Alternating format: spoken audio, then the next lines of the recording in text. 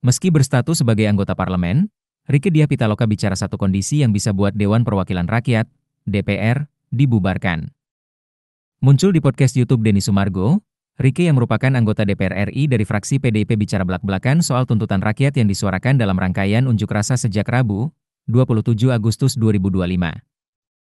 Dalam sederet aksi demo di Jakarta yang menular ke berbagai daerah, protes terhadap kenaikan tunjangan bagi para anggota DPR kencang disuarakan. Merasa jengkel dengan besarnya tunjangan wakil rakyat di tengah himpitan ekonomi yang dirasakan masyarakat luas, mereka lantas menuntut agar DPR berbenah diri. Bahkan dalam rangkaian aksi itu kabarnya turut muncul seruan terkait pembubaran DPR. Terkait hal tersebut, Rieke Diah Pitaloka bereaksi dalam podcast Densu. Pemeran Oneng dalam sitkom Bajai Bajuri ini juga menyampaikan langkah pembubaran yang bisa dilakukan, yakni melakukan amandemen terhadap pasal 17C Undang-Undang Dasar 1945. Pasalnya, pembubaran DPR tak mungkin dilakukan jika pasal 17C UUD 1945 berlaku.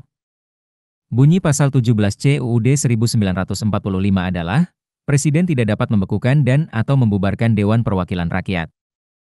Amandemen adalah perubahan formal atau resmi pada dokumen hukum, seperti undang-undang atau konstitusi, untuk memperbaikinya, menambahkannya, menghapusnya, atau memperbarui isinya agar lebih sesuai dengan perkembangan zaman, tujuan nasional, dan kebutuhan masyarakat.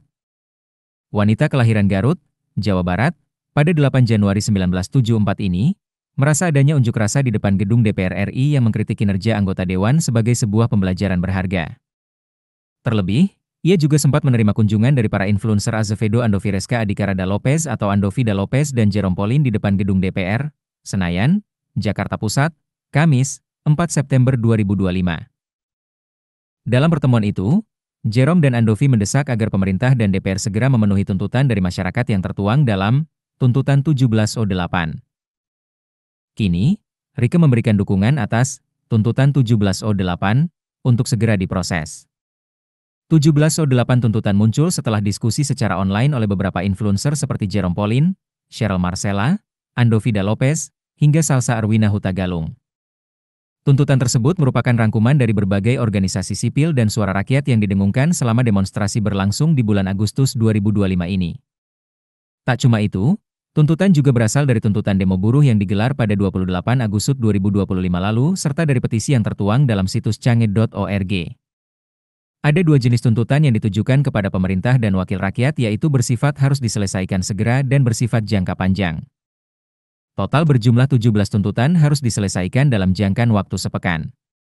Tenggat waktu tuntutan itu adalah Jumat, 5 September 2025, dan harus dipenuhi oleh Presiden Prabowo Subianto, DPR, Ketua Umum Parpol, Polri, TNI, dan Kementerian Sektor Ekonomi. Sementara, sisanya merupakan tuntutan yang bisa dilakukan untuk jangka panjang. Sebelumnya, Rieke Diah Pitaloka juga menanggapi desakan publik agar gaji para wakil rakyat dikurangi. Rieke mengaku tidak keberatan apabila gaji anggota DPR dikurangi. Ia juga mengucapkan terima kasih kepada seluruh rakyat Indonesia atas kritikan yang diberikan. Anggota DPR Komisi 9 yang mengurusi bidang kesehatan, ketenagakerjaan hingga jaminan sosial ini berharap kritikan tersebut tidak berhenti agar ada perbaikan dan kebijakan yang lebih baik, termasuk payung hukum bagi pengemudi ojek online, ojol.